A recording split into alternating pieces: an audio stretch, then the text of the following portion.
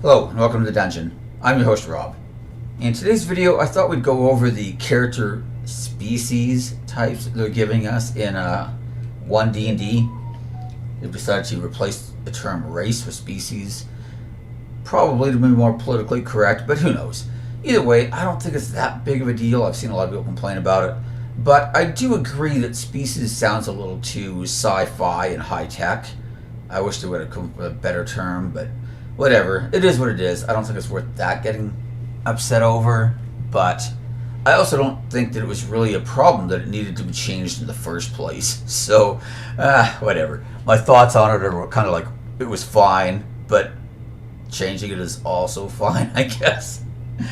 So in other words, my opinion is worthless. Anyways, let's start moving on. So we once again get the Ardling as they try to revamp the Ardling from their last attempt and probably make it worse but better balanced, in my opinion. So, yeah, make of that what you will. I think the Ardling is an interesting idea. They're celestial beings that are kind of affiliated with different beast lords, and you know, they tend to, so here's a description. An Ardling has a head resembling that of an animal. Depending on the animal, the Ardling might also have fur, feathers, or scales. Some little and others hulking. Ardlings are as varied as the animals they resemble. And they kind of give me that like Egyptian god vibe, where a lot of the Egyptian gods would have like jackal heads or hawk heads or things like that, right? So it does kind of have that sort of feel to it, especially since it's also connected to like this divine ancestry, right? And kind of a weird combination of animal and divine ancestry. Anyways, depending on what type you pick, you'll get different abilities. So, animal ancestry. You're descended from a celestial animal. Choose one of the ancestry types below. Then choose one example from the animals listed for that ancestry or a similar animal. You gain the benefits of the ancestry, and your head resembles the head of the chosen animal, which could be kind of cool or kind of ridiculous, depending on what the animal you choose is. So, climber, and they give examples of bear, cat, lizard, and squirrel. You have hooked claws, sharp nails, or a serpentine tail. As a result, you have a climb speed equal to your speed, and once per turn, when you deal damage with your unarmed strike to a target, you can increase the damage to that target by an amount equal to your proficiency bonus. Now, this is actually a pretty decent ability if you want to be a monk. You're going to be using unarmed strikes. Increasing the damage of those unarmed strikes is never a bad thing. So I actually think that's okay. It is only once per turn, and it has to be with your unarmed strike, so you couldn't be doing it with a monk weapon. But, you know, that's not the worst thing ever. It's just more damage on top of damage, right? Anyways, moving on. But if you're not a monk, obviously it's going to have very limited use since you're not going to be using a lot of unarmed strikes, right? Anyways, flyer, or as we should say, faller. Bat, eagle, owl, or raven. You have vestigial wings. As a result, when you fall at least 10 feet, you can use your reaction to safely glide downward, taking no damage from the fall. In addition, when you take the jump action, you can flap your wings to gain advantage on that action's ability check. Now, they used to just give you flight. Now they basically give you feather fall. It's clearly worse than flight was, and as we'll see when we get to Dragonborn, they do get flight. So, you know, it's not like they're eliminating the idea of flying races, or sorry, flying species. They're just, you know, just making the Ardling even worse than I thought it already was. Oh, sorry, Ardlings. It's not your fault. It's not your fault the Wizards of the Coast hates you for some reason. Anyways, I mean, don't get me wrong, there are times, especially if I'm playing a mage of some sort, right? Some sort of class like that where I'm out with a fly spell. You know, I always hate having this fear in the back of my head that I'm going to get dispelled or something like that, and then I'm going to fall to my death unless I have Featherfall equipped. So I always have to have Featherfall if I have Fly, right? So, you know, this does save that concern. But overall, I think that this is just not a particularly great ability. But whatever, you know. Moving on. Racer. Dog, deer, horse, or triceratops. I personally wouldn't have thought of triceratops as a racing animal, but what do I know? So when you take the dash action, your speed increases for that action. The increase equals 10 times your proficiency bonus. So if you're level 1, that's going to be 20 feet, and if you're level 17 plus, it's going to be 60 feet. So that's a pretty good addition to the dash action. And if you're requiring dash to get into combat, let's say like you're playing some sort of, I don't know, heavy weapon damaging build with, like, you know, melee weapons, then that's not the worst ability ever. I mean, I'd probably just rather have something like Fey Touched, for example, but I'm not, you know, it's not bad. It's not bad. I just don't know that it's enough to really draw me here either. You know what I mean? Anyways, swimmer, crocodile, dolphin, frog, or shark. You can hold your breath for up to an hour at a time, and you have a swim speed equal to your speed.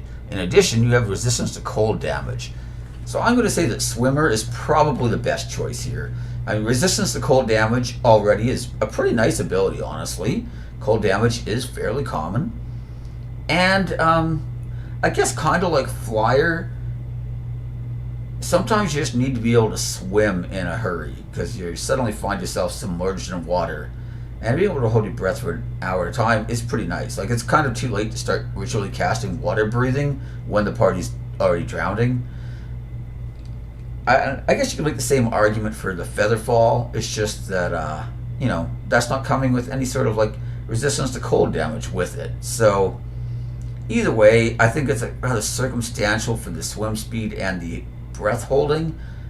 But swim speed isn't, you know, completely unheard of. There will be times you have to swim. And resistance to cold damage is pretty decent. Anyways, we also get divine magic. You can innately channel minor divine magic. You know the thaumaturgy spell. Whenever you finish a long rest, you can replace that spell with a different 0-level spell from the divine spell list. So in other words, you can just know any spell from the divine spell list because they allow you to swap it out on a long rest. I don't know why they specify thaumaturgy and then tell you, oh yeah, you can just switch it though as soon as you want. Whatever. Intelligence, Wisdom, or Charisma is your spell casting ability for any spell you cast with this trait. Choose the ability when you select the species. Finally, you have Keen Senses, giving you proficiency in the Perception skill. So here's the thing. I don't think any of these abilities are actually bad, other than the Animal Ancestry, which then gives me the strange-looking head of some sort of weird beast. But presumably, I wanted a strange-looking head, or I wouldn't have chosen Ardling in the beginning. So, you know, I'm willing to overlook that one. The rest of the abilities, like I said, it's not that the abilities are bad, it's just that there's nothing here that really is going to pull me either, right? There's nothing that's competing with, say, like, you know, a breath weapon like the Dragonborn got, or even fly like the Dragonborn has. It doesn't give me a free feat like some of the other races do. You know, it's not giving me, like, say, a weapon or armor proficiencies like Dwarf and stuff, right? So overall, well, not awful, there's just nothing that's really enticing either. So anyways, let's move on to Dragonborn. Because if you want to be a bipedal creature with a strange animal head, why not be a dragon instead of all those other choices we just went over? So, the Dragonborn, obviously they're mostly unchanged, like appearance-wise, from what we got in the player's handbook, but their abilities are quite different. So I won't bother going through all of them. We probably already are familiar with it. Obviously, you choose your ancestry. That's going to influence the type of damage your breath weapon is, like acid, fire, cold, lightning, you know, poison, whatever, right? And it's going to determine what damage resistance you get as well. So that's pretty much unchanged. So moving on to the breath weapon, which is quite a bit different. So here is the old breath weapon. It said when you use your action to, you can use your action to exhale destructive energy. Your draconic ancestry determines the shape, size, and damage of the so the breath weapons were determined by your ancestry to either a 5 by 30 foot line or a 15-foot cone. Those are the different options depending on what type you chose, right? You didn't get to choose. You could swap them back and forth. It was just, you know, if you chose gold, then you have a 15-foot fire breath. If you chose green, you have a 15-foot cone of poison. And if you chose like black, you have a 15 by 30 foot line of acid, right? Anyways, So the damage, the DC is the Constitution mod plus 8 plus your proficiency bonus, so that part's unchanged. In this one, the creature takes 2d6 damage on a failed save and half as much on a successful one.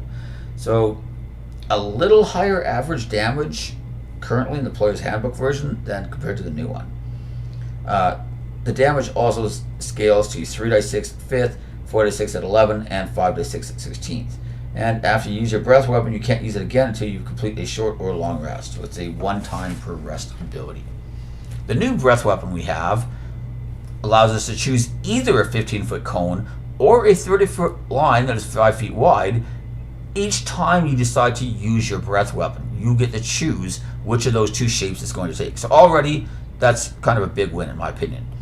So each creature in that area of effect has to make a dexterity saving throw against your 8 plus your con mod and your proficiency bonus, of course, for DC. So that's the same. On a failed save, the creature takes 1d10 damage of the type determined by your draconic ancestry trait. So the damage is 5.5 on average compared to 7, so that's a little worse, and it's more swingy now because 2d6 tends to give you a much more standardized roll. Probably 6, 7, 8 most of the time, whereas this is completely random. On a successful save, creature takes half as much damage. That's the same. Now the damage increases by 1 to 10 at levels 5, 11, and 17, so it scales exactly the same as people's cantrips, right? So if you compare it to, let's say, a firebolt, same damage scaling, except that yours, of course, is going to be an AoE attack, not a single damage attack, right? So you can use this breath weapon a number of times equal to proficiency bonus, and you regain all expended uses when you finish a long rest. So we do get more potential uses in a single combat because you could use it on subsequent turns, right? So that's kind of nice. It does mean though that you won't get back expended uses on a short rest. So depending on availability of short rest, you may actually end up with about the same. It's hard to imagine that you're getting so many short rests that you'd eventually have like 6 uses of your breath weapon per day, whereas you could this way, right?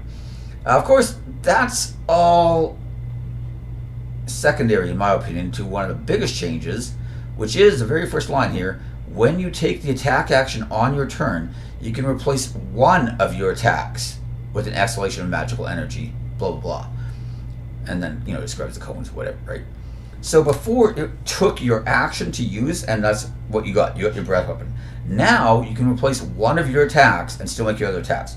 So first of all, to note, this is basically how the breath weapons work in Fizban's Treasury of Dragons. So it's kind of bringing us in line with that. But that was already a huge improvement in my opinion. Yeah. The problem with the breath weapon was, like, let's say before, right? Because, let's say the player's handbook version, since you're getting 2 strength, 1 charisma, let's say you wanted to make a paladin, for example, right? Because then you can, take advantage of both those traits, right? Your breath weapon was pretty good at low levels because you only had 1 attack round anyways, especially at level 1, like you don't even have a fighting style yet, you don't have smites, you don't have anything really, So, the breath weapon was actually a really, really solid option. Problem is that once you get to like level 5 plus, your paladin is making 2 attacks a round. You've got at least 2nd level spells by now that you can be smiting with, or just, casting spells, whatever, as your action instead, right? You've got the potential of, crit smiting people if you get lucky. You might have things like, say, Polearm Mastery or Great Weapon Mastery, right? Especially if you want, say, Oath of Vengeance or something, you could use that to give yourself advantage and offset the -5 hit penalty. So if you've got 2 attacks per round in this fight with advantage, with plus 10 damage and smites, why are you going to use your breath weapon to do, 3d6 damage probably on a successful, or on a failed save, half as much on a successful save at level 6? It just, the fact that eats up your entire attack makes it a much, much less useful spell, or ability, not a spell. It doesn't even keep up with, like, say, Burning Hands damage or whatever, right? And so it just ended up being this thing that was really kind of the iconic idea of the race, but was just not very useful as you leveled up, At least now, if I can replace one of the attacks, but I still have others. I could still potentially be, hitting a bunch of stuff in an area and then following it up with a, smite or whatever else I want to do in that example. I don't know that it's still an ability I'm going to use a ton of, but at least I can see myself using it more than the player's handbook version, which was, not particularly good. Anyways, moving on. Damage resistance. You have resistance to the damage type determined by your Draconic Ancestry trait. Of course, the traits remain the same. So, if you want acid, pick black or copper. If you want fire, pick gold or red, Anyways, Dark Vision. I never understood why the Dragonborn didn't get Dark Vision in the player's handbook, but they didn't. So, adding Dark Vision to the race is obviously an improvement. 60-foot range, that's very nice. And finally, we got Draconic Flight. When you reach 5th level, you learn how to channel the magical ability of your Draconic Ancestry to give yourself temporary flight. As a bonus action, you sprout spectral wings on your back that last for 10 minutes or until you are incapacitated or you attract the wings as a bonus action. During the time, you have fly speed equal to your speed. Your wings appear to be made out of energy used by your breath weapon. Once you use this trait, you can't use it again until you finish a long rest. So they're kind of like spectral energy wings, not actual wings, which I hadn't actually predicted. Something I kind of just figured they'd give you wings, but whatever. Bonus action deploy or end, and pretty good ability, right? Doesn't need concentration.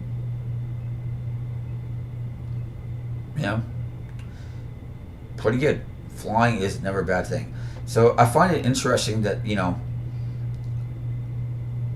our Ardling here doesn't have flight, but the Dragonborn does. So it's clearly not a case where they're like, oh, flying races are way too overpowered. I mean, they did move it to level, or restrict it to level 5 or plus, right? So there is that. By which point you could have had the fly spell anyway. So I don't think this is a bad choice. I guess the Ardling used to have some scaling spells they could cast as well. I should have mentioned that. But, obviously that's gone. Now we have a level 0 cantrip. Anyways, enough dumping on the Ardling.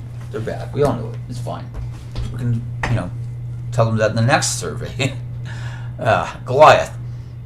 So, of course, we already had Goliath before. They used to be, I actually thought, a decent choice if you want to be like a big bruiser type of character, fighters, barbarians, paladins, etc.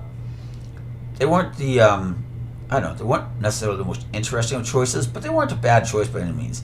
And we actually had a stone giant caster in one of our campaigns because he wanted these stone's endurance ability to lower damage he took and help him make easier concentration saving throws. And then he just used the Tasha's option to change out the strength and con for the stats he needed, right? And it wasn't actually too bad. I mean, it was a little interesting to play off type like that. You don't usually expect like Goliath to be spellcasters. I think he was a sorcerer too, so But whatever. Either way, though, we've got a bunch of new options for the Goliath, which I think is much more interesting suddenly. Basically, we used to have one option, which is now the same option that we have under Stone Giant. And it was a good option. I'm not trying to say it's not. But I like the fact that we have a bunch of other options, some of which I think would be very interesting on different characters and would actually maybe pull me towards playing a Goliath, which I probably wouldn't have played before, to be honest. So anyways, we have our Giant Ancestry. You were descended from giants. Choose one of the following benefits. That's a supernatural boon from your ancestry. You can use the chosen benefit a number of times, equal to proficiency bonus, and regain all expended uses when you finish a long rest. So, pretty much the standard at this point, it looks like, for what D&D wants to go towards. Anyways, we have Cloud's Jaunt from Cloud Giant. As a bonus action, you magically teleport up to 30 feet to an unoccupied space you can see. Yeah, that is pretty awesome. There's no limit on the, doesn't use spell slots or anything like that. It's just limited by your proficiency bonus times for long rest. Yeah, that is a great ability, especially if I wanted to be, some sort of frontline fighter type, right? I would much rather be able to teleport, for example, than get extra movement on my dash Ardling. Anyways. Fires Burn from Fire Giant. When you hit a target with an attack roll and deal damage to it, you can also deal 1d10 fire damage to that target. So I also like that this isn't restricted to once per turn, the way that the climber ability from the Ardling was. I'm sorry, Ardling, I don't mean to keep just like bashing you non-stop, but it's just the more you look at all these other options, you're like, why are they all better? Anyways, so D10 fire damage. The reason I like this, though, is because, like I said, you're still limited by proficiency bonus uses, but it's not limited to once per turn or once per round or anything like that, which means that if you have extra attack, like you could be a fighter and do it 3 or 4 times in one round if you, action surge or whatever. I mean, you could potentially do it, 6 times in a round if you were a high enough level plus action surged, right? You can't do it 8 because you won't have enough proficiency bonus. But anyways, that can add up to a lot of extra damage. And while fire vulnerability is rare, the fact that you might want to just dump a bunch of fire damage into a target if you know that it's vulnerable makes it a pretty good option. And even if they're not vulnerable, it's pretty strong still. I don't know if it's quite as good as teleport, but more damage, especially from a racial ability, is pretty good, I think. Anyways, and also to attack the Ardling one more time. This is just any attack roll. It could be a ranged attack. It doesn't have to be an unarmed strike. The Ardling. Try again, wizards. Back to the drawing board. Anyways, Frost Chill from Frost Giant. When you hit a target with an attack roll and deal damage to it, you can also deal 1d6 cold damage to the target and reduce its speed by 10 feet until the start of your next turn. So cold damage is probably a better choice than fire damage overall, but the damage is D6 instead of a D10, so that's worse. But the speed reduction is kind of nice, especially if you are the kind of party where you really care about like knockback, pushes, speed reduction and stuff. Then having that as a racial ability is actually pretty good, and getting to do some more damage on top of that, not bad either. I think in a vacuum, I would probably take the fire damage, but with the right kind of build or composition in my party, then I think Frost Chill starts looking quite attractive as well. Anyways, Hill's Tumble from Hill Giant. When you hit a large or smaller creature with an attack roll and deal damage to it, you can knock that target prone. This is also really awesome, especially if you wanted to use something like, say, Great Wood Master that we mentioned earlier. The -5 hit penalty really kind of sucks sometimes, but knocking prone, giving yourself advantage, plus trolling all the bow guys in your party and giving them disadvantage. I mean, you can't even buy that kind of fun, Ranger talking about how much damage he does. Screw that guy. You don't need to hear that. Knock him prone. Anyways, Stone's Endurance from the Stone Giant. So this is basically the ability you had before. But when you take damage, you can use your reaction, roll a d12, add your Constitution modifier to the damage or to the number rolled, and reduce the damage by that total. So, pretty decent ability. Doesn't particularly scale since Constitution modifier doesn't tend to change that much in the course of your career. You're probably, maybe increasing it once. But, if you, and that's if you're increasing it at all. But still, D12 plus con mod is not nothing, that's for sure. And Storm's Thunder from Storm Giant, the most powerful of the giants, at least from the player's handbook. I mean, from the Monster Manual, sorry. When you take damage from a creature within 60 feet of you, you can use a reaction to deal 1d8 thunder damage to that target, or to that creature. Yeah, so probably the worst option from the most powerful of the giants. 1d8 thunder damage as a reaction. Don't get me wrong, it's not the worst thing ever. It's just not great either, and I might want to use my reaction for other stuff.